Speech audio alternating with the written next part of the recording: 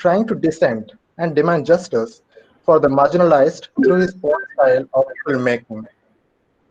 This session will comprise of 30 to 40 minutes of conversation between Mr. Anand Patwardhan and Dr. Rashmi Sawhney, who will be our moderator for today, which will be followed by a Q&A session for another half an hour. Attendees are asked to write down their questions in the chat box, which will be answered by Mr. Anand Patwardhan in the later part of the session. Now I request Mukta Mrinal to introduce our guest speaker, Mr. Anand Patwardhan, and moderator, Dr. Rashmi Sawhney.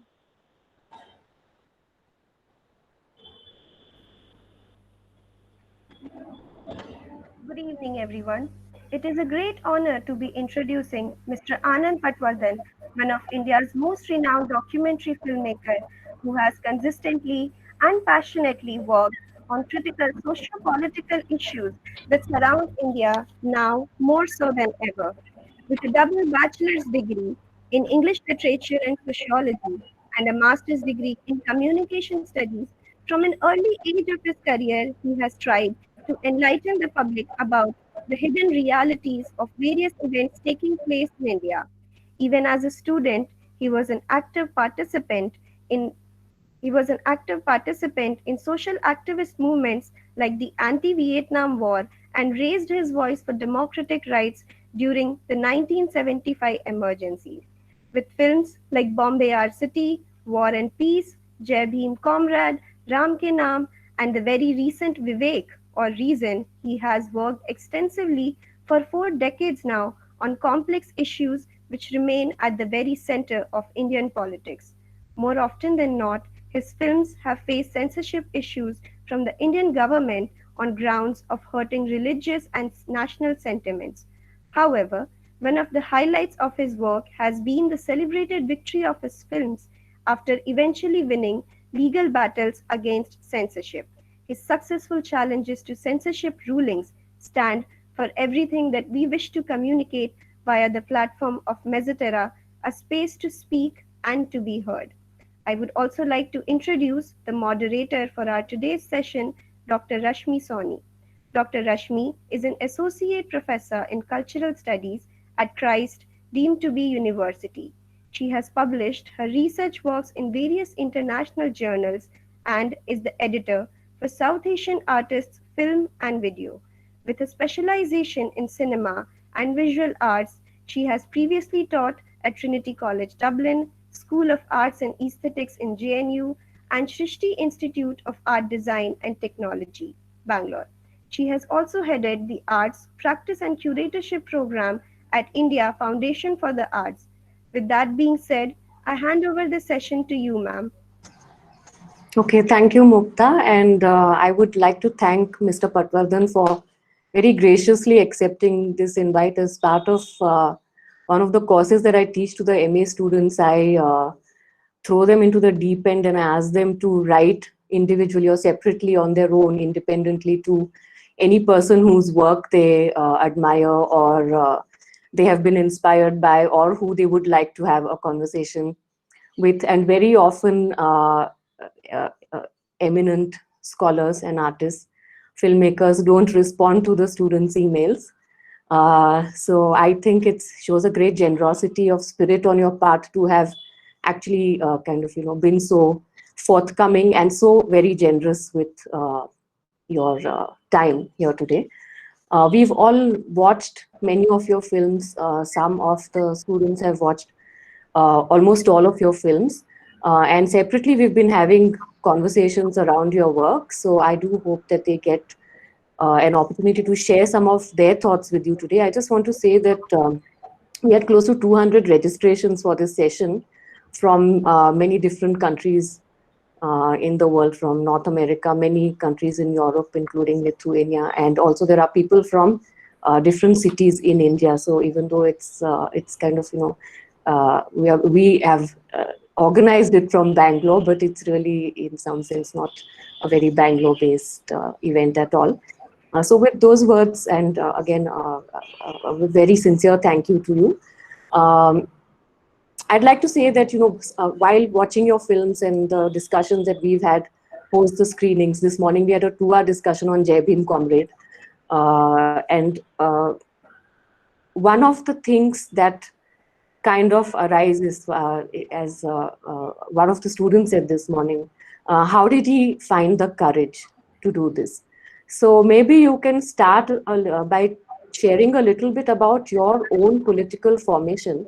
And I've watched Ramni's film on you, where you talk about your two uncles who, influenced you in some way, and your mother. And also in that film, as well as your interview with John Akamfra, you say that you were kind of casual as a young student, and you weren't very politicized very early in your days. And then you went to Boston and got involved with various activist movements. But even before that, you had made Waves of Revolution, I think, before you went there. So maybe, no. No, no, not exactly. Okay. When I went to Boston, the first time I went was in 1970, and then I got involved in the anti-Vietnam War movement. My first film was made, actually, it never became a film. It was just footage that I shot of anti-war protests in America. And then I came back to India in 72. And so what you said was, sorry, I just lost the track of what you had just said. Yeah, I was saying that could you maybe speak to the audience, since there are a lot of young people who have a future to forge, and also the shape of our world or our societies. So if you could talk a little bit about your own politicization in your student days. Yeah, so even though my family background is people who had fought against the British during our struggle for independence, on both sides of my family, actually, I wasn't very political when I was in college. I mean, we were happy-go-lucky when I was in Bombay. It's only when I went to America the first time that I became slightly more politicized because of the Vietnam War, and that was a time when everyone in my university were protesting, and so was I. And I went to jail in America for the first time fighting the Vietnam War. Came back to India in 72 and worked in a village project in Madhya Pradesh for a few years, doing social work. Mainly, it was a kind of a rural university. We were trying to do education as well as farming and things like that. But then I went to Bihar in 1974 when the Bihar movement was underway, which was led by Jayaprakash Narayan. And that movement ended up in the emergency being declared in India in 1975. So at that time, I again began to shoot because people in the Bihar movement wanted me to record the police.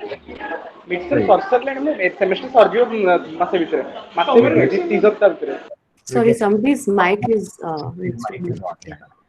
Yeah. So in the Bihar movement, people had asked me to take photographs of police atrocities that were going on, and I actually went and borrowed a Super 8 camera. I think Pritam Priyadarshini. Sonia or Vidya, can you please repeat,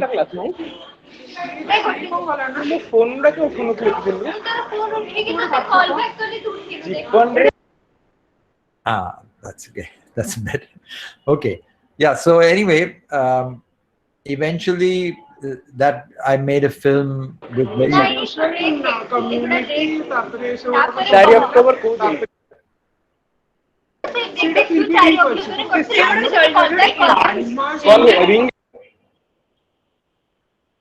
okay. Shabi, go ahead.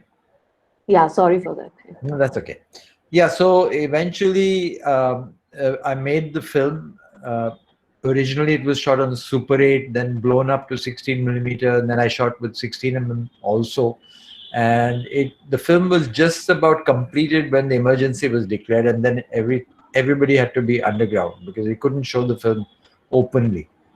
And then again I got admission in a university in Canada to do my master's, and took that opportunity. Before that, I'd already cut the film into pieces and smuggled it abroad, and then we put the pieces back together when I reached Canada. and completed the film, and basically used it to raise awareness of what the emergency was about. Because by this time, the people that I'd worked with in Bihar, most of them were either in jail or were fighting underground. Anyway, emergency ended in about 22 months, and I came back to India immediately, and then found that people were still in prison. Some people whom we had expected that after the emergency everybody would be released, but there were people who were not released. So I continued making a film which was called Prisoners of Conscience. The first film was called Waves of Revolution. So these were two of my early films, which were black and white in 16 millimeter. And then that slowly put me on the path towards documentary filmmaking. So I didn't actually intend to become a filmmaker, but I fell into it over time. Okay, so when you say you smuggled, you cut the film up and smuggled it out of the Yeah, country. it was a half an hour film, and we cut it into 4 pieces. There were reels, and in those days it was celluloid, not video. Video hadn't been born yet, and yeah, and then pieced it back together, put an English soundtrack on it because it was originally in Hindi and Bhojpuri. Okay. Okay, so so right from this kind of your early films, you seem to have found a form, or a form seems to have found you in some sense. In that your films, all of your films, or at least most of them, barring maybe one or two, take up take up a battle against the nation and also for the nation. So that framework of the nation is very much there in all your work, and so is it because of the initial influence that you had in terms of the Latin American filmmakers and the questions of the national that were very much part of third cinema or imperfect cinema, or is it something else? So why is the nation? Yeah. No, actually, the theoretical ideas in third cinema, I hadn't even come across them when I made my first films. It was later on when I went back. I after the emergency ended, I left Canada, came back to India for a few years, and went back to finish my masters in Canada, and came across these texts and things later. So it was not. I don't think there is some influence. I mean, for instance, not in Waves of Revolution, because that was before I'd read anything at all or seen films even. But by Prisoners of Conscience time, I had seen some of Latin American cinema.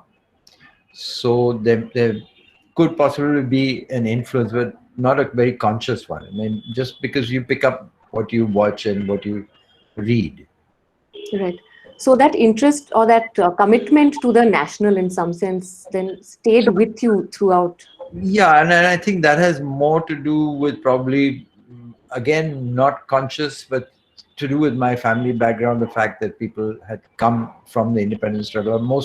Almost my entire family on my father's side had been to jail against the British. And on my mother's side, my grandfather didn't go to jail, but he helped fund some of the independence movement. He was a businessman from Sindh, which is now in Pakistan, and yeah, so probably those things had unconscious influences. Okay, so now in your 45 years of filmmaking, how would you reflect or look back upon how your own form or aesthetic has evolved? I mean, is there any such thing as a evolving aesthetic, or how? Yeah, I know, in the sense that I'm not conscious of my own form. I mean, I think that happens after you look at the films and other people talk about them, or I look at my own films in retrospect. But when I'm actually making a film, it's pretty instinctive. So it's not that I digested. I mean, there are a few things that, like a few rules that I set for myself, and that may have something to do with third cinema ideas. And that is that, for instance, I don't like artificially creating something for the camera.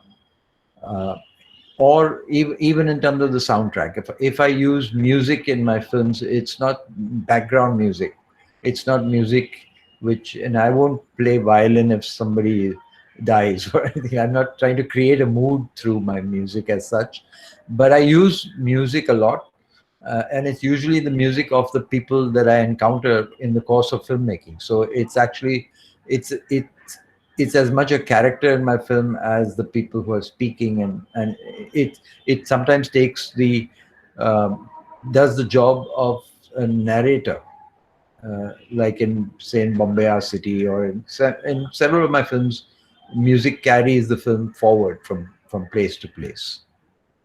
But Yeah, that it's found music. It's not music that I wrote or had performed for the, yeah. yeah, I think the music is a very strong aspect of all your films, and it's also what kind of draws the audience in. In fact, I've also observed during screenings, the few that I've attended where you've shown films, you also start with playing music before you actually. One or two times when there was because I think that happened a couple of times when the electricity failed and we had to pass some time. Oh, okay.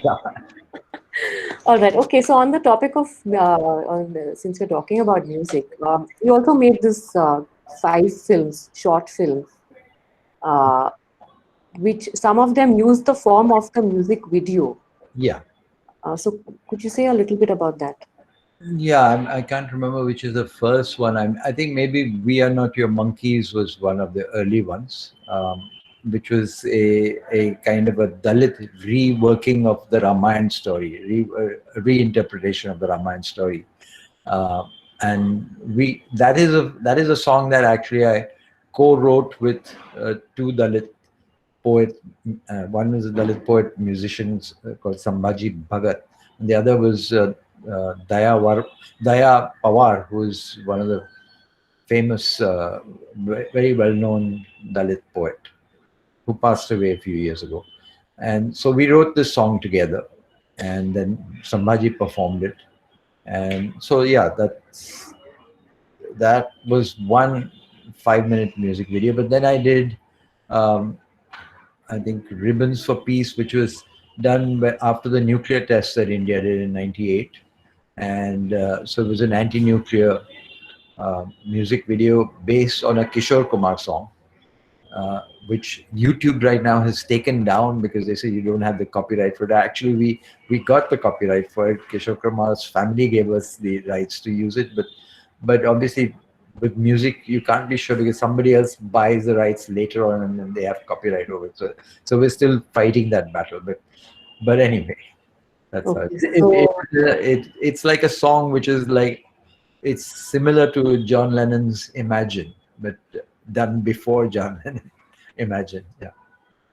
Aaj Kal Ke Tujhe, which is oh, okay. our song. Yeah. Okay, Chalo. That one, yeah. Yeah. Okay. Okay.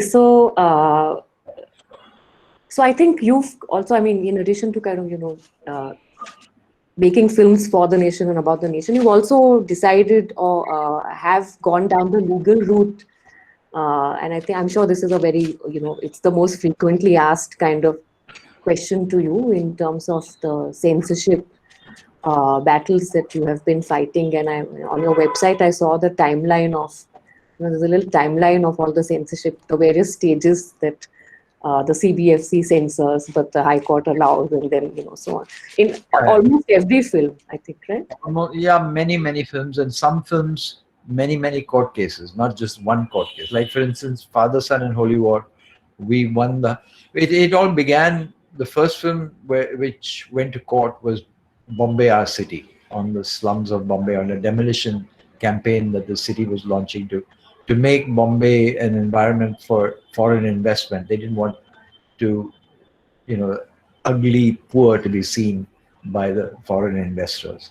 So Bombay Our City actually won a national award, and we went to where I took it to Doordarshan, because after winning a national award, Doordarshan should have broadcast it. but they refused. They said it's not good enough, not suitable for telecast. So we argued in court that if the national jury gives it the best film of the country, how can Doordarshan say it's not good enough for the public to see? That means it's only good enough for the jury to see. And we won that case. So it was a beginning. It opened the door for me to fight many such battles. So some of these court cases were to get the films telecast on Doordarshan, because it's no use making documentary films that nobody sees. And no matter how much I travel around the country doing screenings, and I've done a lot of that over the years, uh, all my friends do it, but you don't reach even a fraction of the Indian public that you do if your film is actually broadcast on TV. And in those days, Doordarshan was the main channel. There were not all so many private channels. So it got a huge viewership. There was only one screening because the court ordered it, and the government didn't want to show it. But so then, following that, we went through that route for many films. And I was saying that there were some cases like Father, Son, and Holy War, which won in the High Court. Then the government went and appealed in the Supreme Court. Supreme Court sent the matter back to the High Court, and we had to fight another case in the High Court. Won that case also, and then again they went to Supreme Court, and finally we won in the Supreme Court. So it was a 10-year battle. So, but finally it was telecast. And the next film after that was War and Peace, which we got through on Doordarshan without a court case, because in the Father, Son, and Holy War judgment, the judge had said that the Doordarshan was actually discriminating against me on a consistent basis, that they had done this so many times and they should not do it anymore. And so very immediately after that judgment, we took the next film in, and Doordarshan was embarrassed enough to actually telecast that without a court case. And so that went on, and we finally come to, that went on for quite some time with Jai Bhim Comrade, the one that people have seen now, your students have seen. That was, we actually managed to again get Doordarshan to buy the film just as Modi was coming to power in 2014, and in the last days of the Congress rule, because still it was a government that you could embarrass sometimes. And we managed to embarrass Doordarshan enough that they acquired the film for telecast. But having acquired it and the government having changed, they didn't have the guts to run it. So they bought the film, they paid me for the right to telecast it, and then they didn't telecast it. So now we have a court case going on about how the government has wasted public money by buying a film which they didn't telecast. And they've also not fulfilled what I wanted, because I didn't make it for money. I wanted the public to see it, and that hasn't been achieved by just buying it and not showing it. Right. So even now you think that Doordarshan showing a film is even though you have a lot of other platforms. No, actually, we don't have platforms. That's the sad part. We don't have other platforms. In the sense that Doordarshan is no longer what it used to be, in the sense that now there are so many other channels. And you're right, there are other platforms like Netflix and so many other things. But Netflix won't touch my film either, because they're scared. They're scared of being thrown out of the country if they do. Like, for instance, Reason, which is a film, I would say, tailor-made for something like Netflix, because it's a 4-hour film which has 8 chapters, and they can easily serialize it and show it chapter by chapter, as they do for many of their serials. And they would have bought it, because we were in negotiation at one point. Had the government, had Modi government not come to power again in 2019, but once that happened, they got completely scared, and they said, sorry, we don't want to take that risk. And yeah, so that's how it is right now. None of these channels from abroad are willing to take the risk. And in India, there's very little independent space for you to reach out to a huge audience. We can put it free on YouTube, and I've done that. I've not done it, but it's been done in the sense that uh, so it's the reason in the Hindi version is available on YouTube, and reason even in the Malayalam version is available on YouTube. Um, but uh, but there's no way to monetize it in the sense that there's no way to actually get paid for my work uh, like you would expect to be. Yeah, that's You can put it out free, and there's no sure method of getting a lot of people to watch. I mean, Ram Ke Naam again is a film which uh, I put out free on YouTube. Um, and over about 6 or 7 years, I got 6.5 years, I got about 4 lakh views. But then Kunal Kamra put it on his channel, and we got like another 6 lakhs within a few days. So it's now between the two of us, we have more 1.5 million views. So that's another way of doing it. But yeah, so these are, you have to search, and now there's a danger.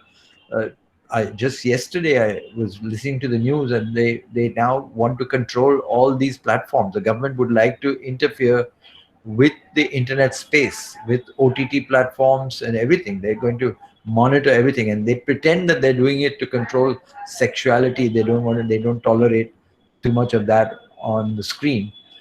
They pretend that that's the reason, but actual reason is political stuff.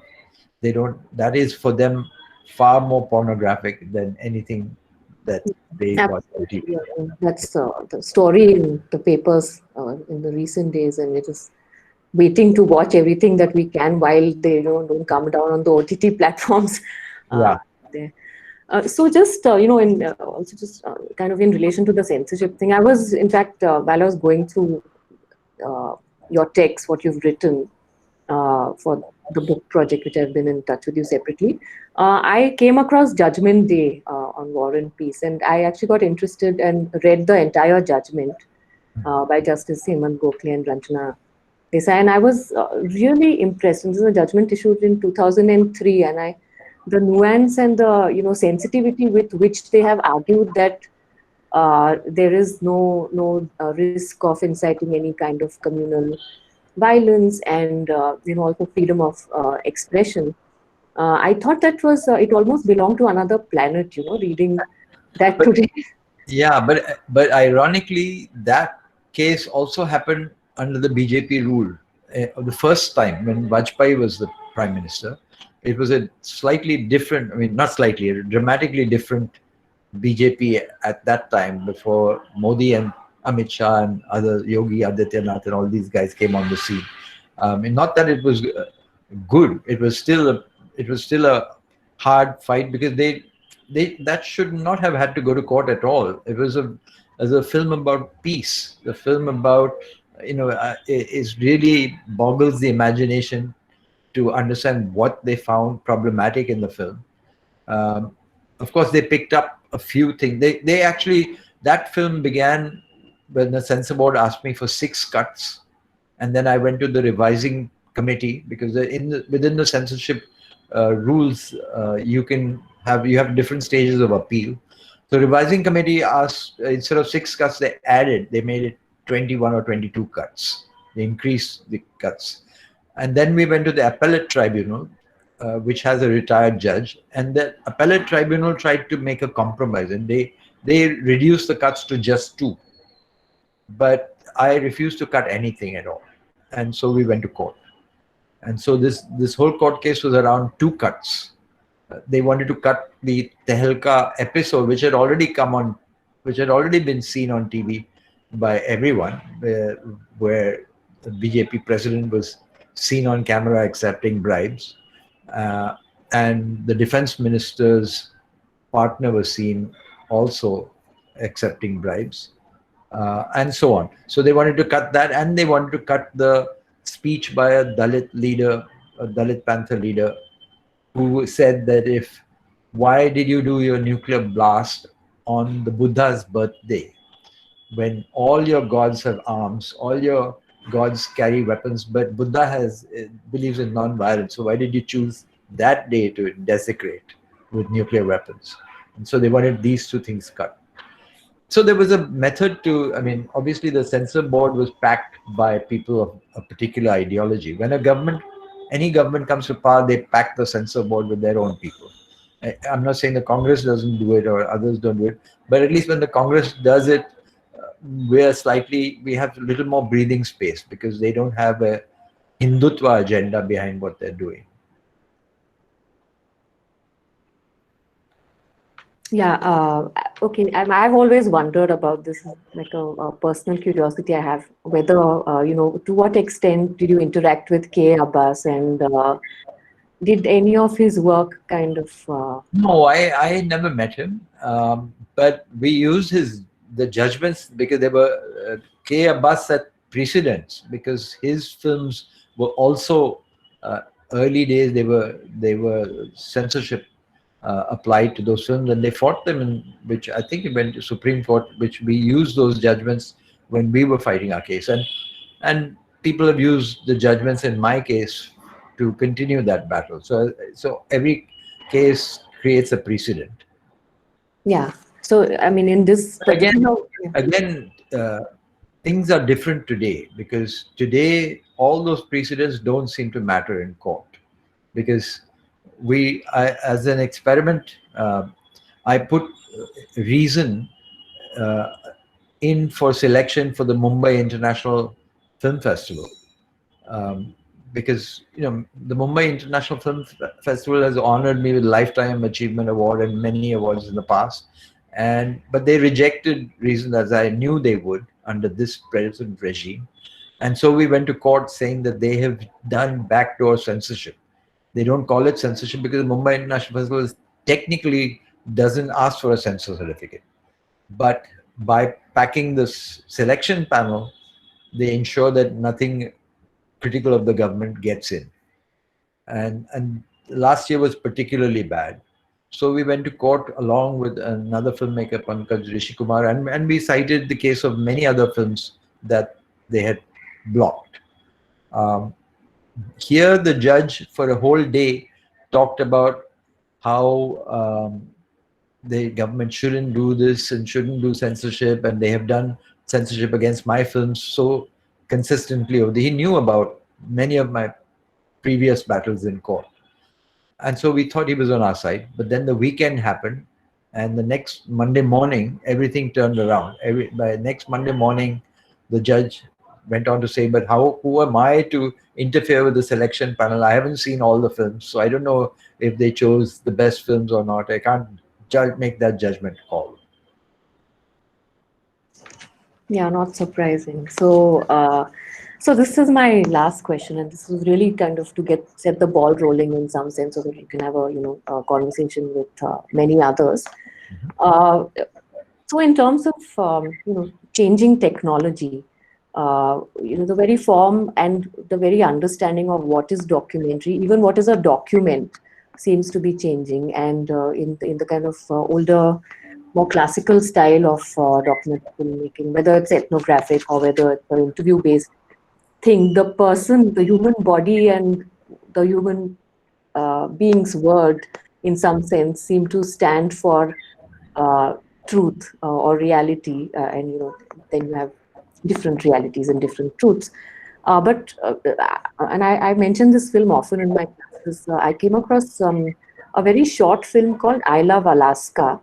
And this was, I'm sure you've heard of it. This was made, okay, so when AOL, this internet search engine, I think either somebody had hacked into their whatever software, whatever its infrastructure, or there was some problem. And for about 2 or 3 days, all their data had leaked out. This is a few years ago. And some artists, kind of managed to download this data, and they made a series of short films, web films.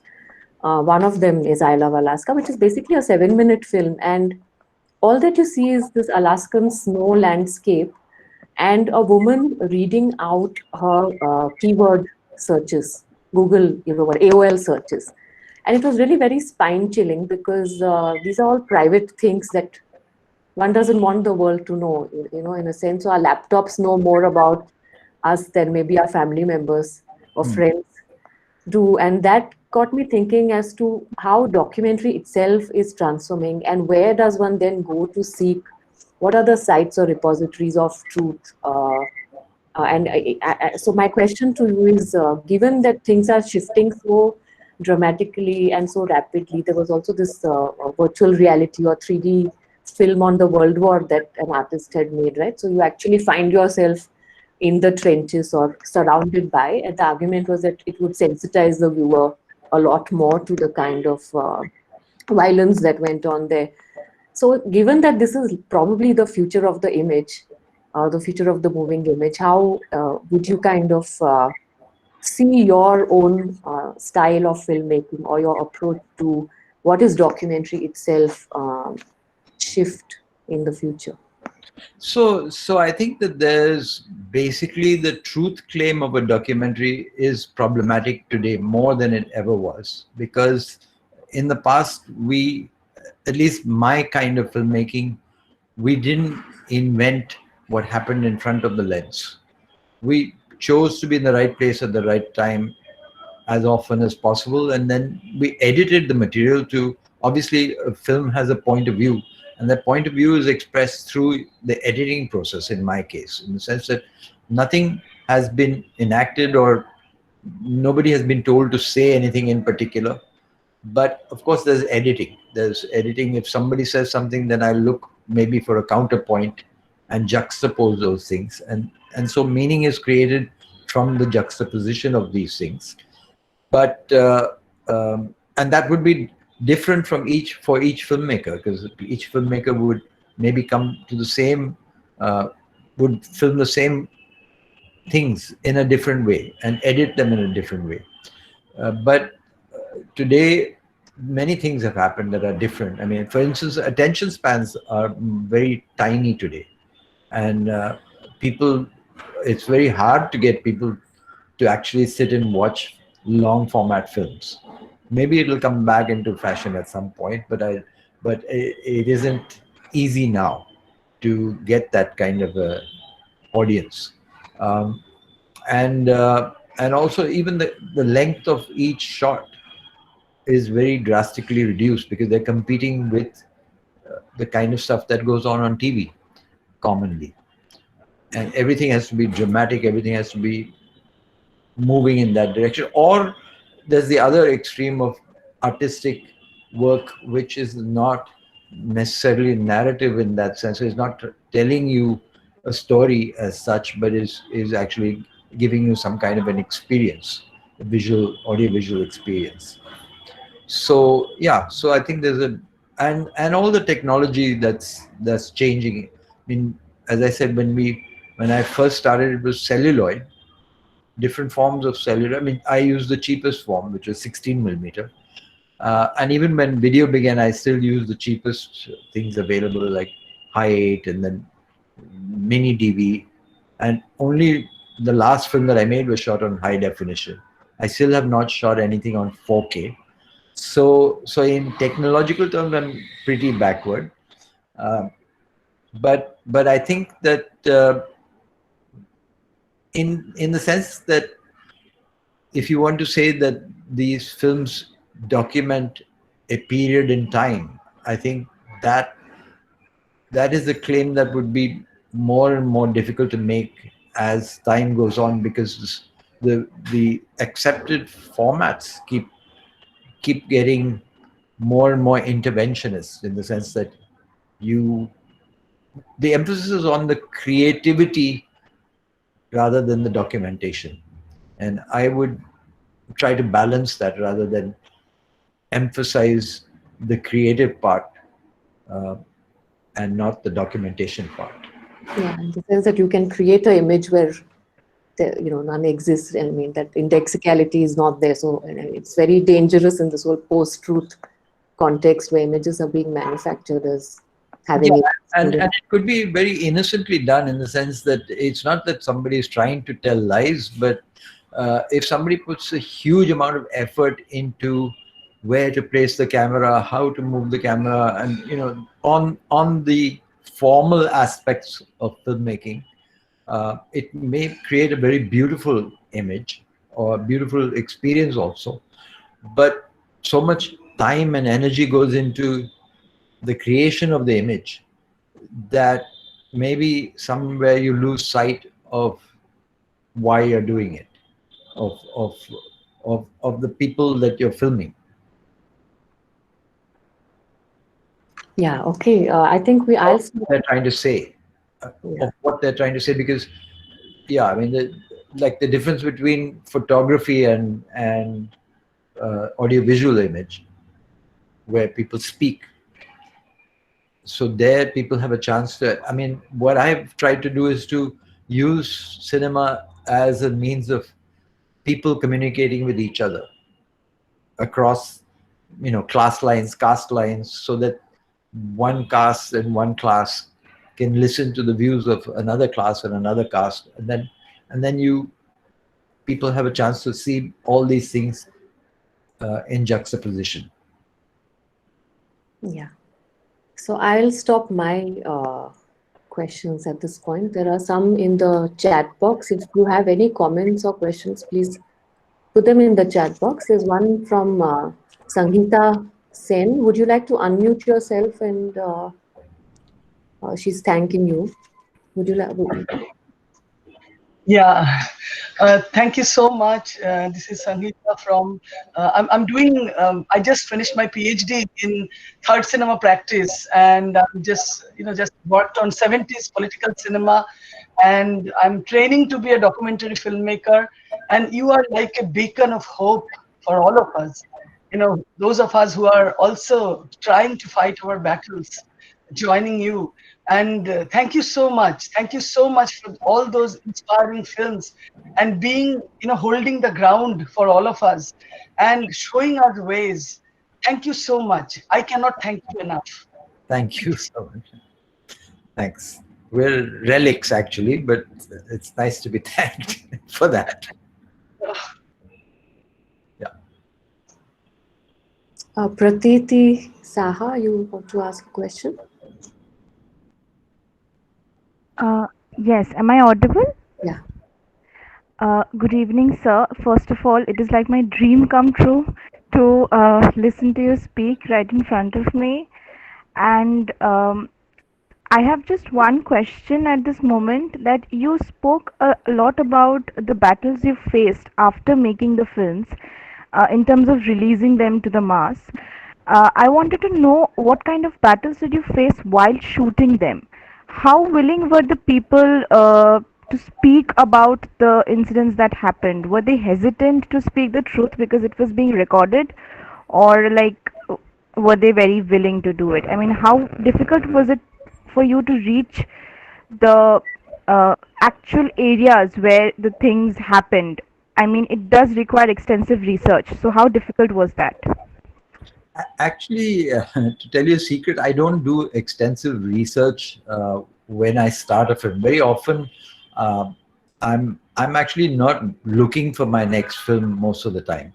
It's that I get things happen which force me to take cognizance of something that's terribly wrong, and then I eventually pick up the camera and start doing something about it. So when I do that, in the past, very rarely have I encountered people who didn't want to talk. It was the opposite is true. Most people wanted to talk uh, very much, and they were happy that someone was willing to listen.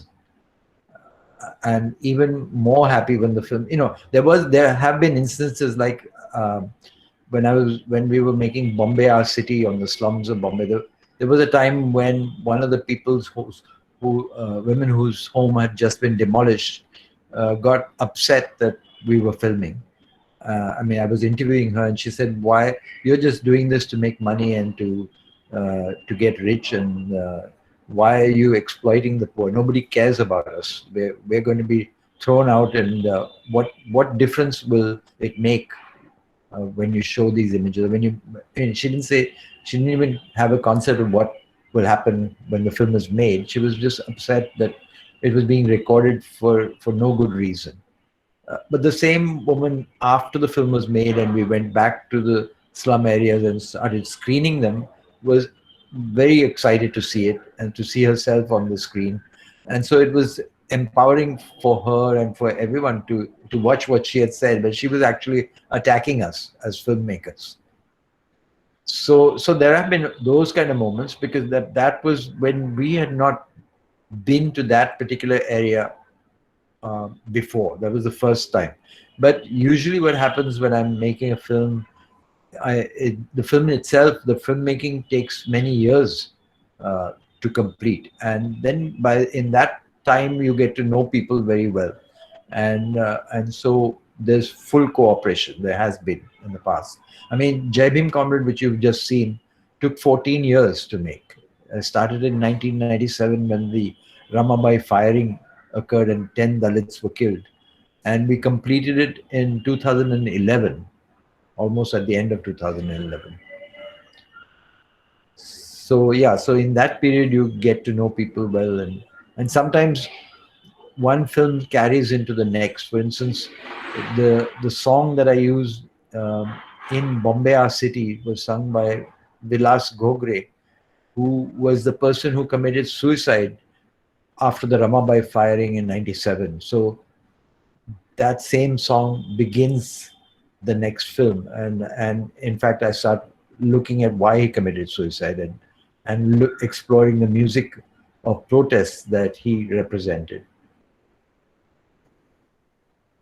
Shahin, you have a question? And then Sharon.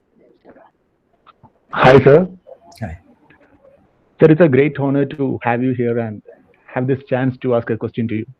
So my question is, we are living in extraordinary times where, plurality of voices, ideas from different religious groups and caste groups are, most needed to be recorded and heard than ever. So, in our country, it's not just the legal censorship that exists. There is also a cultural censorship or restriction that exists. For example, in your documentaries, in most of your documentaries, you had this accessibility to, get into different caste as well as cultural spaces. Like you were able to have an open conversation with the middle class, upper middle class, different caste groups, and record their honest, ridiculous ideas on caste, reservation, Babri Masjid, Hindutva, so on and so forth. And this happens when people somehow, while talking to you, these people somehow figure out the caste identity of you behind your name Patwardhan of being a Chitpavan Brahmin. And the same happens, for someone like Ragesh Sharma's, documentary like Final Solutions. So, sir, this, I know this is not the right kind of question to ask you, because, even if a Brahmin or a Kshatriya in India, in a highly caste-based society like India, desist their caste, they will only become a modern Brahmin or modern Kshatriya, unfortunately.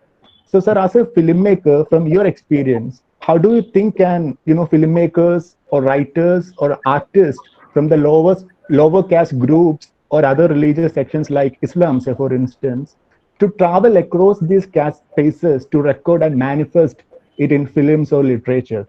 Rashmi ma'am was initially speaking about the courage. Most people don't have, most people from this lower caste groups or other religious sections like Islam don't have this courage, because their caste identity or religious identity do not go right in this highly caste-based society of India. Yeah, so no, actually, I've said this many times, that had I been a Muslim making the films that I make, I don't think I'd be alive to tell the tale. I think they would have dealt with me long ago, and I am protected by my privilege. I'm protected by my caste privilege and my religious privilege, in the sense of belonging to the majority community. But that puts greater responsibility on me to do the best that I can, using this privilege in the best way possible. So I think that, on the other hand, if I if I was a Muslim or if I was a Dalit, I might have more access than I do, than what you're imagining. I might. It's not that nobody stops me from coming and filming, but my understanding would be deeper if I belong to that caste, and I would be able to make films even more in greater depth. So I think that the space for filmmaking of people making films about their own situation is huge, and today the technology is cheap enough and available enough that people can do it. So I think that democratization has happened through the technological process, and there is and I know that there are people all over the country, Muslims making films, Dalits making films, and so that has to go on. But I think that there is space for all of these points of view, and the the only thing that I uh, would say is that we have to have a rainbow coalition of people who are fighting for reason, for rationality, for to fight the kind of fascist system that is being created right now. And so, as I welcome all the forces that are making such kind of films, I think that I would expect that the solidarity that my films offer to people who is equally important, because it's reaching to many sections that otherwise would not be reached. I mean, if you're talking about caste, look at the contribution of Dr. Ambedkar and the contribution of Mahatma Gandhi. So Dr. Ambedkar was actually instrumental in bringing thousands and thousands of people together in a movement to fight for their rights. But Gandhi's role is also important, that he was able to reach out to people from the upper castes and say that you can't do this, that he was one of the first people to say that we have to clean our own toilet, and we have to you have to have dignity of dignity, in the sense that not that you have to have not that everybody should do manual labor. It's not somebody else's job. And so that was a breakthrough in moment in terms of Indian understanding of caste, and that is forgotten. Very often people are trying to create an opposition between Gandhi and Ambedkar, as if they should be treated as total enemies. But I think that they both were necessary for the development of people's consciousness about caste. And Gandhi learned a lot from Ambedkar. He kept becoming a more radical thinker than he was at the beginning.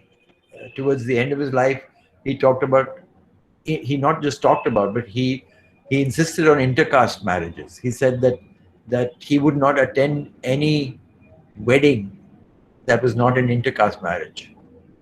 And so, which is a very radical thing to do, because if you have intercaste marriages over intercaste and inter-religion also, if you have what they now call love jihad, they're going to create laws against it. So, but if you actually do intercaste marriages over a long period of time, and if you do inter-religious marriages over a long period of time, many decades, then there would be all these differences would disappear, because over time nobody would remember what is their caste background and what is they wouldn't be able to clearly identify it. And caste exists because of endogamy, because people are forced to they marry within their own community all the time. So I think that we have to look at all these things in a holistic way and not in an oppositional way.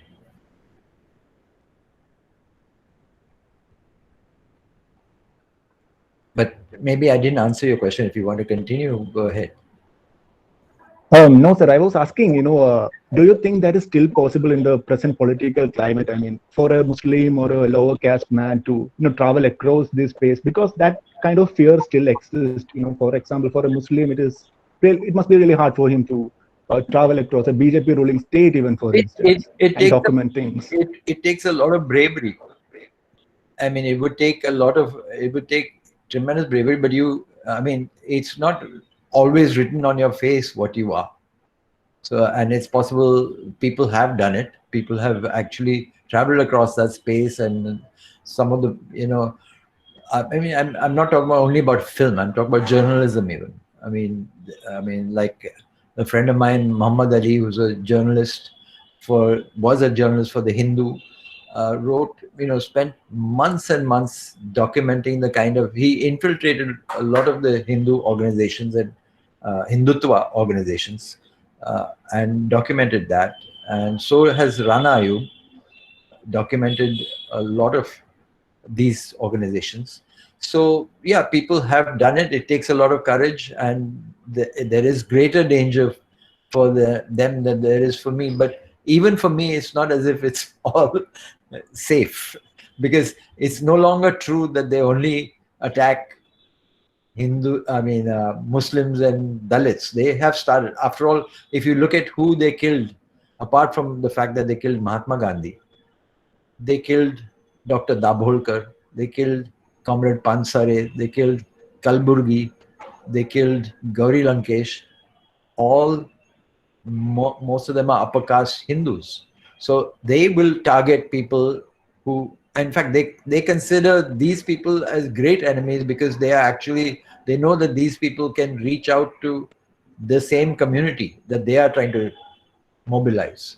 So it's no longer safe for anybody. Thank you, sir. Thank you. Sharon, you have a question.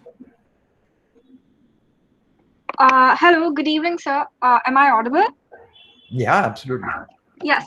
Okay. So, sir, I have two questions. One is You're audible, complete. not visible. Okay, one second. Yeah. I'm a little. Is this better? Yeah. Yes. Okay. So I have two questions.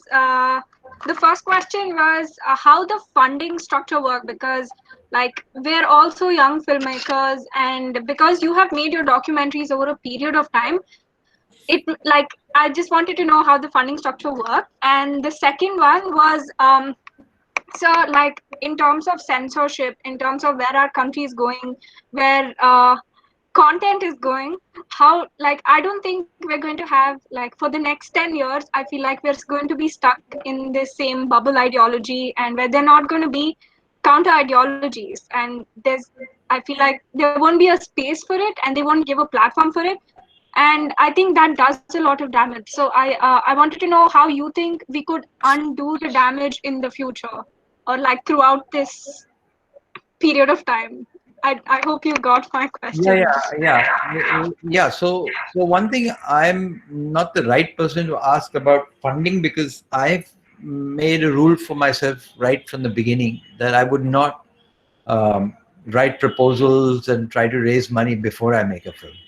I would try to sell the film after I made it, because I didn't want anybody to have control over what I'm making, not just the control over what I'm making politically, but even artistically, even in terms of the format. And if I were to make funded documentaries, they would be 57 minutes long, or they'd be format will be predetermined by the people who are buying it, or whether if you make it for TV or you make it for whatever purpose. There's always a time limit on it. There's also a deadline on it. There's also very often people are told how to do it, and I didn't want any of that. I wanted to be free, because I myself didn't know what I was doing when I begin a film. I don't know where it's going to go. Sometimes it becomes a film, and sometimes it just becomes footage which is kept in my archives. So to get that freedom, I ensured that I made films as cheaply as possible and within my own means. I could raise the money myself to make the film, and then try to sell it later. And in the early days, I was able to sell it over time. Not in the very beginning, but after the first few films, I was able to sell some of my films to TV abroad. And in India, Doordarshan was forced to show them, and they had to pay for it also. And the films won some national awards, etc., which also had some money. And so money started to trickle in over time for each film. And then that money would get recycled into the next film. So I've managed to do that for all my filmmaking career. Just recycle the money from one film into the next film. But that's not an easy way to do it, and especially not if you're expecting, if you expect large budgets. If and people, so so what happens today is that actually it's become easier to get funding. It's become easier. Every filmmaking place actually teaches you not just filmmaking, but teaches you pitching. And I personally hate pitching. I mean, I've seen it. I've seen it once or twice how it happens, and I find it completely demeaning because you have this bunch of mostly white male TV commissioning editors who sit around in a group and they say, "Oh, not that, not that," and it's like a gong show. You give them an idea, and they'll tell you it's good or bad, or they'll chuck it out, and that sort of stuff. And so then the filmmaking is not coming from your heart; it's coming from the market. I mean, the consumers are outside the country, and you're making films for them. So I personally don't like that, and I think it's possible to make films for very little money. With the technology has become so much cheaper. You can get a decent camera for 60,000-70,000 rupees, and you can, on your computer, do your own editing, and you're away. The real problem is, where do you show these films? And that is always a big battle, and that problem I haven't solved, because my last film, for instance, my last two films, even Jai Bhim Comrade, it was never shown on any TV anywhere in the world. Reason has not been shown on any TV anywhere in the world. It's been to film festivals, won awards, but not actually monetized. So things are more difficult in terms of getting an audience and screening. So that is where I would concentrate on figuring out how to do that well. Filmmaking itself, I think, is more affordable than before. Okay, Tyagaraaj, and we have 4 or 5, many questions actually. So how much time do you have? We can go for another 15 minutes or so. Okay.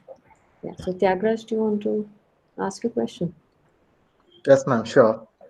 So, sir, this question is for you as an artist, that any art per se is supposed to affect the perceiver, right? And arouse certain kind of emotions in them. So, for watching your documentary had indeed changed my perception of the society and made me to rethink about my ideologies. So that was the effect of an art which should be on every perceiver. So keeping this in mind, how does censorship interrupt this relationship between the artist and the perceiver here? So as an artist, how would you feel about it? And what are the parameters told by censorship committee, like reasons and excuses which they say while saying that this scene should be cut and this scene should be muted? So I hope they were never convincing to you, as you had fought till the last cut to be saved, that you never negotiated with them.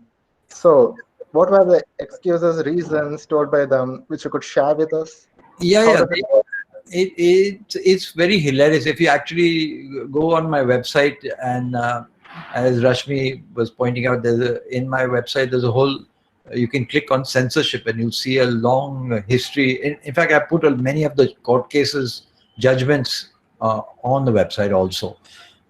And so let's take the example of, say, War and Peace, which begins with Nathuram Godse, begins with the murder of Gandhi. And I point out that when I understood that Nathuram Godse belonged to the same caste as me, it completely, I don't remember the exact words I used, but what I said was that it shattered my any existing uh, pride in my birth, caste of birth, because here was the killer of Gandhi from the same caste.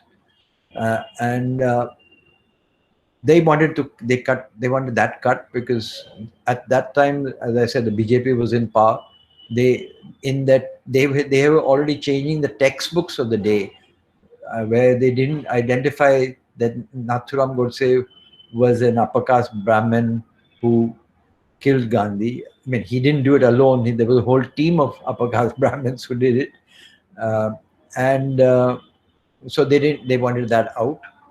That was one of the cuts that we fought. There were many, there was a scene in which BJP people were cutting their own hand with a blade so that they could write in blood congratulating Vajpayee for doing the nuclear tests.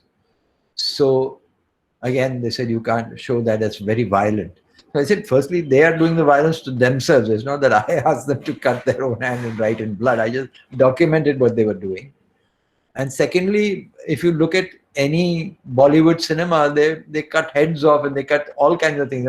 Why are you saying that in a documentary you can't show what is actually happening, but in fiction you can show any kind of violence? So that sort of thing. So anyway, we in all these years of fighting against censorship, I have not allowed the government to cut anything. I mean, there are some films that never got a censor certificate. That's separate. But there are, or that I didn't even submit to the censor board. Like, Reason has not been submitted to the censor board because I know what the situation is now. They wouldn't even allow it to be shown in a film festival, let alone allow the public to watch it legally. So yeah, but in the times when it wasn't the BJP government in power, or it was a less toxic BJP government in power, we did go through the legal route and we ensured that no film got any part of it censored. Okay, Rasika has a question, then Hari Gopal after Rasika. Good evening, sir. Am I audible?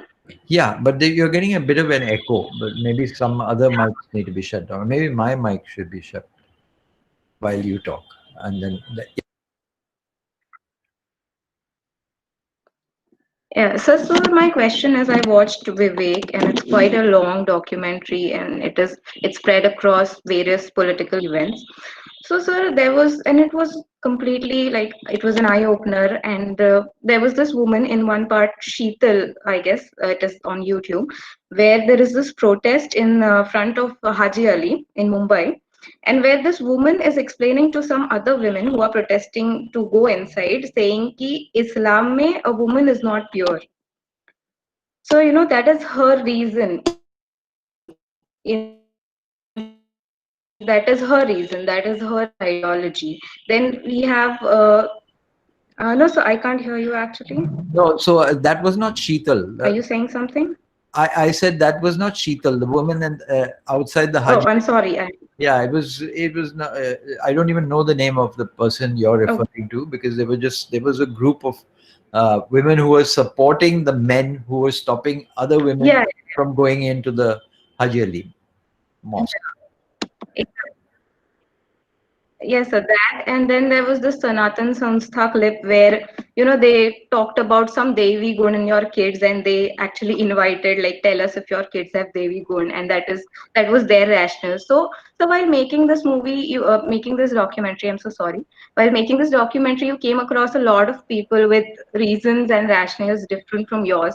So in such a society where there is such extremism, how do you perceive reason? Like, what according to you is reason? And the reason for making this film as well. Yeah, so actually, when we came across those people and and they spoke openly on camera, it was good because you could juxtapose that and you could allow the audience to decide what is reason. I mean, the audience laughs at them most of the time. I mean, not all audiences do, but most of the time they see the funny side of that kind of stupidity. So I think that it's not like when you have many different points of view in a film, not all of those points of view are equally privileged by the filmmaker. Some points of view are there as counterpoint to even make more sharp the argument that you're making. because that argument is being made by the people who have exactly opposite beliefs. So what you see is it achieves more than one purpose, in the sense that it's boring to have everybody saying the same thing. I mean, for instance, even right now in our discussion, there's nobody who disagrees violently with what my films are saying. If there was someone like that, the whole discussion would become more interesting, because you would be able to argue these things out, and when you argue things out, maybe some resolution can happen. So I think that's the idea of reason. That reason is not, there is no one reason. Reason is the ability to logically think things through. And for that, you need to gather as much evidence as possible, and different points of view help to do that.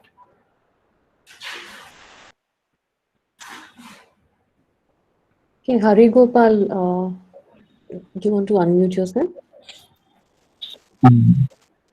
Yeah, hello. Am I audible? Yeah, but not visible. Yeah. Yeah. Hello. Hi. It's a pleasure to talk to you.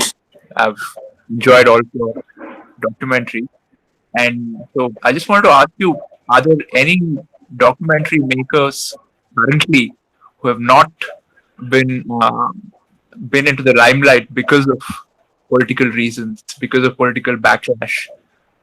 Are there any films that you would recommend to gain a better understanding of contemporary India? Are there any films that are struggling to come up? There are actually, we do a weekly documentary series. We've been doing it ever since actually we've been doing it now since 2004, because in 2003 the Mumbai International Festival tried to impose censorship on the Mumbai International Festival, and filmmakers got together and did a parallel festival called Vikalp.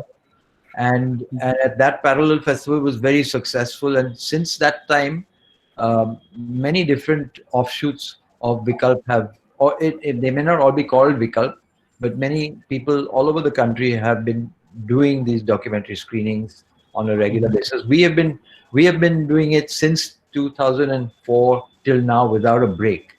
We used to do a monthly screening at first at Bhupesh Gupta Bhavan in Mumbai, and then later at Prithvi Theatre.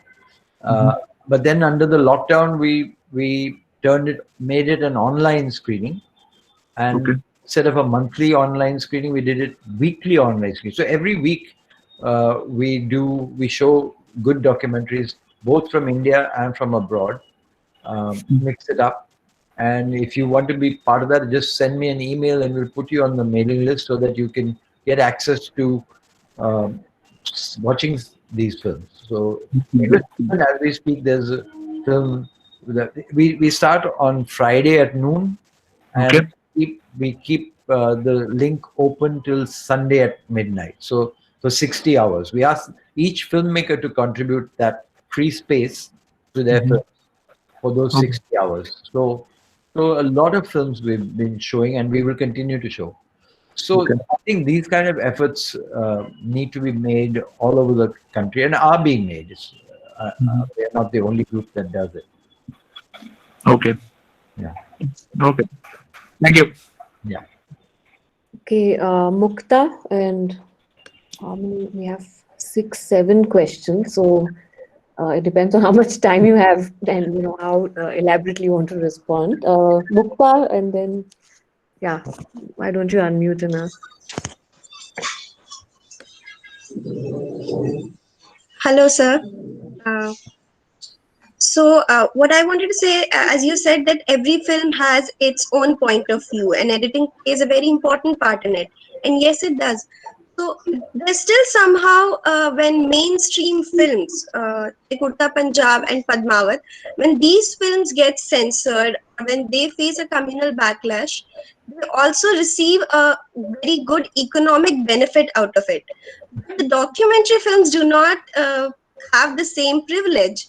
What do you think would be the reason for it? Because the same for the same reasons also sometimes a same documentary film and a mainstream cinema might get censored, but the documentary film which fights a battle for censorship and then comes to the light, it still is treated not the same way which mainstream cinema would be treated.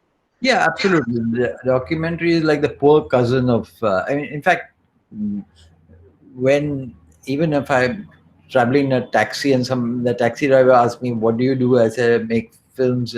Then he gets very excited, and then when I say I make documentary films, then that excitement is gone because they actually excitement is for Bollywood cinema more than for documentary. Documentary concept is not something very uh, widespread. I mean, people don't understand why it's important to have documentaries. Um, and yes, there's no. I mean, I have been accused for over decades that I make controversial films, as if I choose to make controversial films because then they'll make a lot of noise. But as you said, there's no benefit to that noise. There's no economic benefit to that noise, or there's no. It's true that maybe uh, a film that gets banned or something, the people will have curiosity to watch it. And then if you have an outlet where you can still put it out to the public, then there would be some benefit because then you get that many more eyeballs. But that space is disappearing. As I said, we were talking earlier about how now the OTT platforms are also going to become under control. So that is going to be a huge problem because when that happens, the little space that we have will disappear. So we have to make sure our films get out as much as possible right now. And I also had one more question. The famous writer Salman Rushdie once said that what is the freedom of expression? Without the freedom to offend somebody, it ceases to exist. So how do you think then censorship rules in India then come to play? Because it's kind of the same thing, I think, what the writer was trying to say. Yeah. Yeah, I mean, he was actually the right to blasphemy is what he was probably talking about, and the right to blasphemy is actually.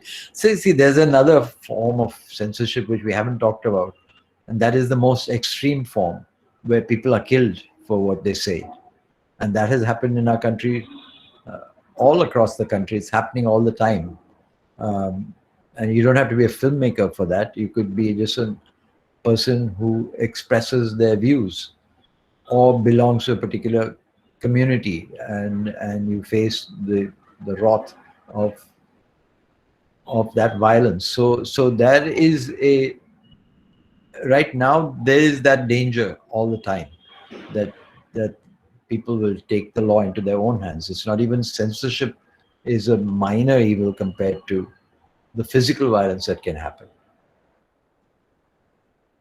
Thank you, sir. Shubha?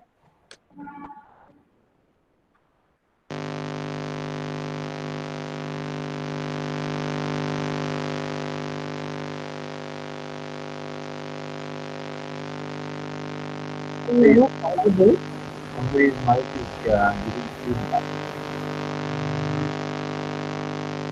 Okay, let me read out your question. Maybe your phone is Yeah, Shubha, can you mute your mic? Yeah, I'll just read out the question. It's there in the chat box. Yeah. She says, as a person from the Republic era, you've been into different generations and its development. It's very frightening when you read this, that the era of the Republic is gone. So how do you get adapted to all these changes? Like in one case, the emergency has changed you as a filmmaker. That's the question. So I'm not understanding. Change in political and technological environment.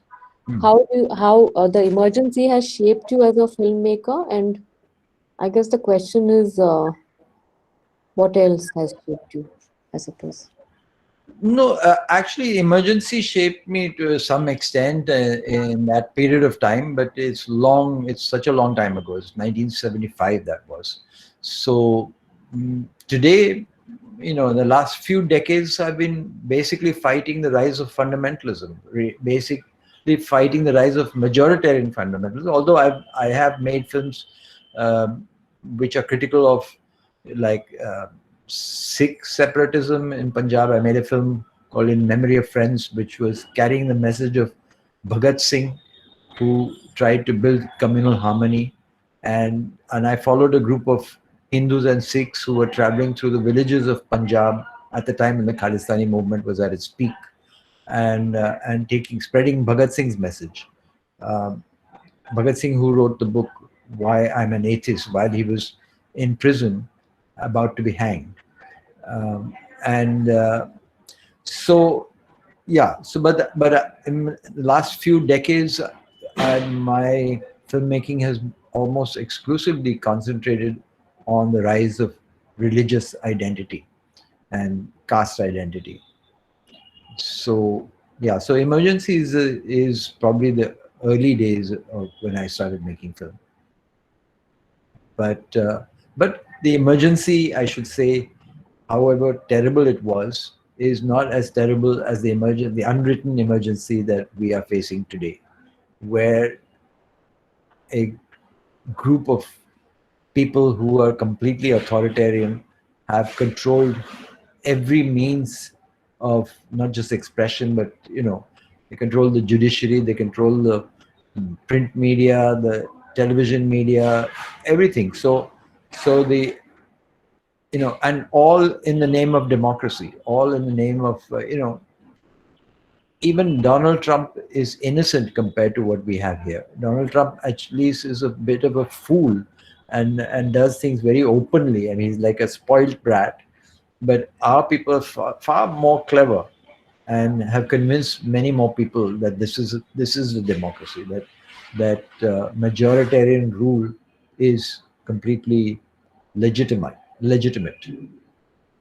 Whether it's Kashmir or whether it's the CAA movement against changing citizenship rules so that a community is no longer equal to all other communities. So all that is happening in our face, and we still call it a democracy, which is strange. Shantini? Pardon? So there's another question following on from that. Good evening, sir. Hi. So it's a great privilege and a great honor to hear you speak and actually talk to you. So my question is, earlier in this semester, we attended a lecture by Professor Rajendra Chenni, where we learned that there is no absolute truth and that there are just varying perspectives, just a change in the angle from where you're seeing an incident or an event. So as a filmmaker, what would you say is the key to... My phone just started ringing. I'll just put it off and come back. Sure, sir. Hold for 1 second. Yes, sir.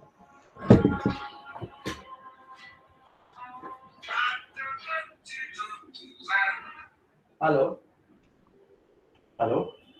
Yeah, I'm on a Zoom call right now, Zoom meeting right now. So in another 15 minutes. Yeah. Okay. Bye.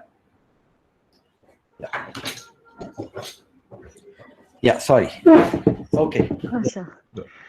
So I wanted to ask, so as a filmmaker, what would you say is the key to maintaining a balance between the filmmaker's truth and all the other versions of truths that are out there?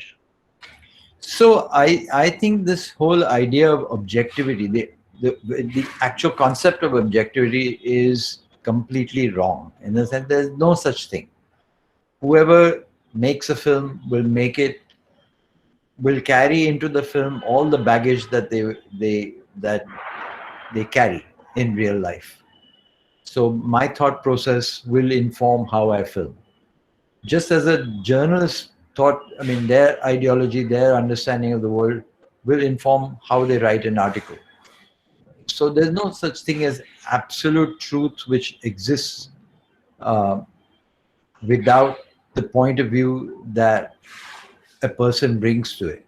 So if you take that as a given, then you can weigh what I say with what you think, or with other things that you observe, other films that you watch, and then you make up your own mind. It's not that expecting me to be objective, or you, if you made a film, to be objective, there's no such thing. Everything is subjective. Everything you look at will have your own point of view. Right. Thank you, sir. Okay, Sultana Zana. Hi, I'm in a loud place. I hope that's you can hear me still. I can hear you. Yes. There's a scene in your film in which we see a recording of the voicemail that you got from U.S. Army in War and Peace at one point. It's like so. I just wanted to ask, what did you write in the letter to the U.S. Army asking them to talk to you? Like, what did you say? Who you were? I mean, just what did you write in the letter? No, basically, we wanted to get an interview with them to hear their point of view, but they figured out they were too smart for us and they didn't want to actually talk to us on camera. So all I could do is to get their phone message. So, and that's all, because they didn't want to talk about it. To give other people a context of what you're referring to, I was making War and Peace. I had filmed already in Hiroshima and Nagasaki. I had filmed in India and Pakistan. And I wanted to understand why the Americans dropped the atom bomb. And I went to the Smithsonian Museum in Washington, D.C., where they have an exhibit of, they were going to do, it was 50th anniversary of the bombing of Hiroshima and Nagasaki, and they had planned to do a whole exhibition around that event, in which they had parts, some of the people who had researched it had talked to, had pointed out that Americans were actually kept from the truth of Hiroshima, what happened in Hiroshima and Nagasaki. Even in the American textbooks for children, you never see a picture of the actual victims close up. You see the effect of the bomb from far away. So you never get the real horror of what had happened there. And they had always celebrated that this was necessary to end the war, but it brought later research shows that the war was going to end anyway, that they dropped those bombs on Hiroshima and Nagasaki for reasons other than ending the war. For instance, they used a plutonium bomb and a uranium bomb. They wanted to see the effects of what would happen, because they hadn't ever tried them on human beings. So they dropped one on Hiroshima and one on Nagasaki, two different types of bombs, to test those weapons. Then the other reason was that they actually didn't want the Soviet Union to enter Japan and end the war that way. They wanted to take credit for ending the war by dropping those bombs. And then Japan became like a virtual colony of America. They were worried that it would become a colony of the Soviet Union had the Soviet Union ended the war by entering Japan. And that the Japanese were about to surrender when they dropped the bombs. There were secret communications that showed that Japan was about to surrender. They'd already lost all their, ships and planes and everything. So this was just a make-believe story to test these nuclear weapons. So anyway, all these facts were gathered by the researchers, and they were going to do this exhibition. But then finally, the American government, both Democrats and Republicans, voted that they didn't want this exhibit. So that exhibition was cancelled. And I wanted to hear the American establishment about why they cancelled that exhibition. But they didn't want to talk to me. So it was just a device to show that. Yes, just to ask you, like, what did you sort of write? Like, if I want to kind of get in touch with someone and I'll have asked them for an interview, do you say that you're making a film? And I mean, what do you kind of say just technically? What do you say? You make up stories. You have to, if you tell them clearly what you're doing and they understand why you're doing it, they may not want to talk to you. So I'm not above telling a few lies. Okay. There are three people with questions. So may I suggest that through all of them ask the questions first and then you can maybe respond collectively because we're already past 7 and you have. If I remember all those questions in Yeah, order. yeah, okay. So Shweta, do you want to go first? Just sum up the question that you have. Yes, ma'am. Um, Hello, sir. Good evening. Sir, my question to you is how does one handle borderline violent crowds when they attack the camera or the person behind the camera? Is it possible to be absolutely fearless while capturing the side of the truth that you want to share with the audience? Because I have been into situations. I'm not saying that I have tried to capture something uh, uh, as you have, but I was nearly petrified, and I did not know how to handle that situation. So I this is my question to you, and also, sir, I would really like take this opportunity to thank you. How you used Vilas Gogri's work, implemented his work in your Web Comrade documentary. It was and it was not just eye opening. I think the fact that it doesn't surprise us anymore is the sad truth of the society that we don't want to acknowledge. Thank you, sir. So actually, the camera, you're having a camera sometimes gives you protection in the sense that because today, it depends on what kind of camera you have. If you have a very tiny camera, nobody will take you seriously. But if you have a slightly bigger camera, they won't know if you belong to some television channel or anything, and people will, they will be careful about how they treat you. So you have to have a bit of a bluster as if you belong to some, you could be Republic Channel or something like that, who are untouchables right now. And you untouchables in the sense that nobody can touch them. Not, nobody can put them in jail and get away with it. So uh, so what I'm saying is that camera can sometimes be an instrument of protection, and at other times camera could be under attack. So I don't advise you to take any risks of to your physical body. You should, I mean, I myself don't deliberately go into situations which are violent, and as far as possible film from a distance if I can.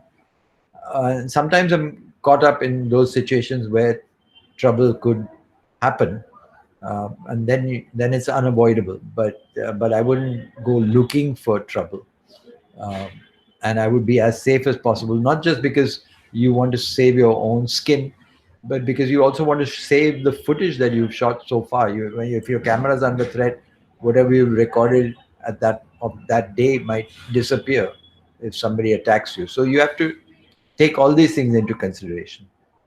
But as I said, you camera can actually be protection, because and you go with in many situations that I filmed, I'm not alone filming. For instance, the RSS rally that we filmed, there were hundreds of cameras. So how does anybody know which camera is doing it for what reason?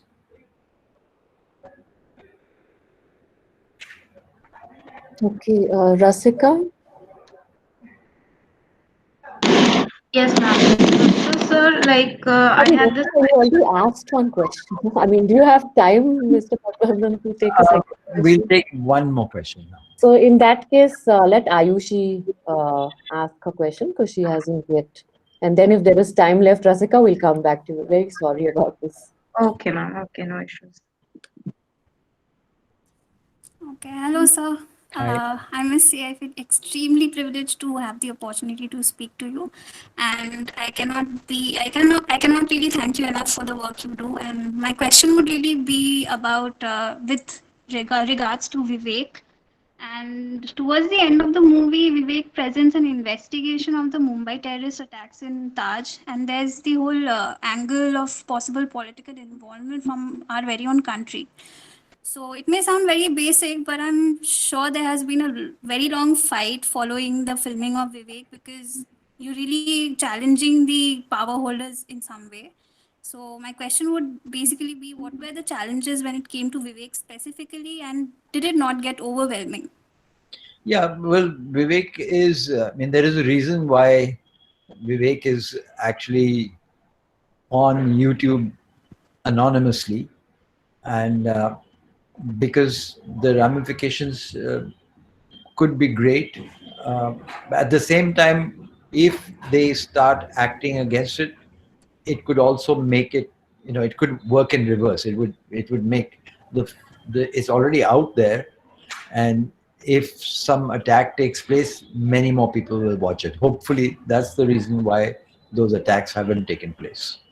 Um, so actually, it's a double-edged thing. They have to calculate, is it worth their while? I think they've decided that it's not just in the case of my film, but even in Mushrif's book, because a lot of that story of the attack in Bombay, um, which I talk about, it comes from the book that was written by Mushrif, who was a police officer, a high-ranking police officer, who basically put together all the facts, and then I interviewed him as well as I interviewed the government prosecutor, and it's very clear that to me that, for instance, the Malegaon blasts, which Muslims are blamed for, and so many other bomb blasts, were actually done by Hindutva in the guise of Muslims doing these blasts.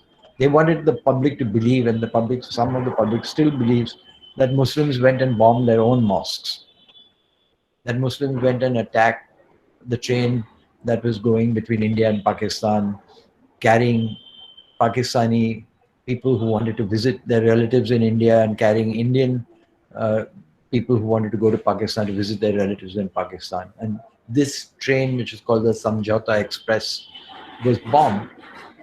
And they want us to believe that this was done by Muslims, but obviously it was not. Yeah. So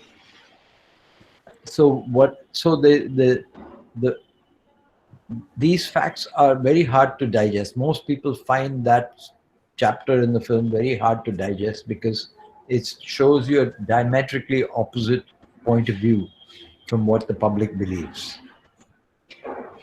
That the chief of the ATS, the anti-terrorist squad, was actually killed because he had begun investigating Hindutva terror, and that is very hard for people to digest and understand.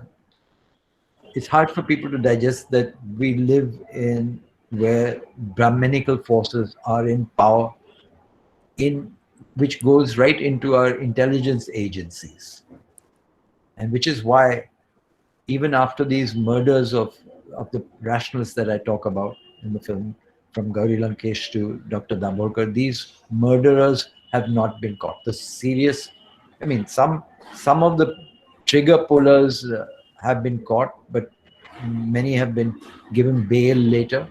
But the real masterminds have not been caught, and that's because they're getting protection. So yeah, so these are things that are very hard for people to swallow. Um, but the evidence is all there. And after the BJP came to power in 2019, many of these people who were in jail were let out. They one after the other. One of them is sitting in parliament right now, Sadhvi Pragya. Yeah. Okay. Okay, thank you, sir. I think we'll call it a day. I really can't thank you enough for being and spending your time with us so generously, and responding with such care to all the queries. We've of course been talking about the films and watching them, and we will continue having those conversations. So No, thank you. that's because the young people in our country today are standing up. I mean, after all, what happened in JNU, and what happened in Jamia, and what happened all over the country, Hyderabad University, it shows that young, especially in public universities, people are speaking out, and I think it's very important for this generation to take it up, because they have to fight the battles of the future. Yeah, absolutely. And now with the national education policy, those spaces are also going to, get suffocated and seized away from people. So I think students and all of us also who are in education need to actively be thinking of how do we devise spaces maybe which can't even be within the university context going forward. That's a real challenge that we face too. But thank you so much. And because of this COVID and all the technological, suddenly we feel even though everybody is so far and physically removed and all of that, we feel closer and at least able to have images to be able to see and talk to each other, if not real bodies. Yeah. So So thank you for having me. thank you. And yeah, I'll be in touch with you, of course, separately. And I'm sure Tyagraj and Mukta also are. In fact, we should thank them too for making this possible. They insisted that, they were very keen on having this conversation with you. And as I said, you're one of the few people that the students separately in separate groups had written to different people, and you were kind enough to respond. So I really respect that. Thank you so much, and Bye. good night. Bye-bye. Bye. Bye. Yeah. Now, how do I get out of this? I just stop. Yeah, there's a, telephone kind of button between your video and mic. Yeah, you should. Okay. I mean, I could always log out. Or just close the browser window. No, I don't see it on my own image. I look at the button. Oh no, I right at the bottom. Yeah. In between. Okay. Okay. Good night.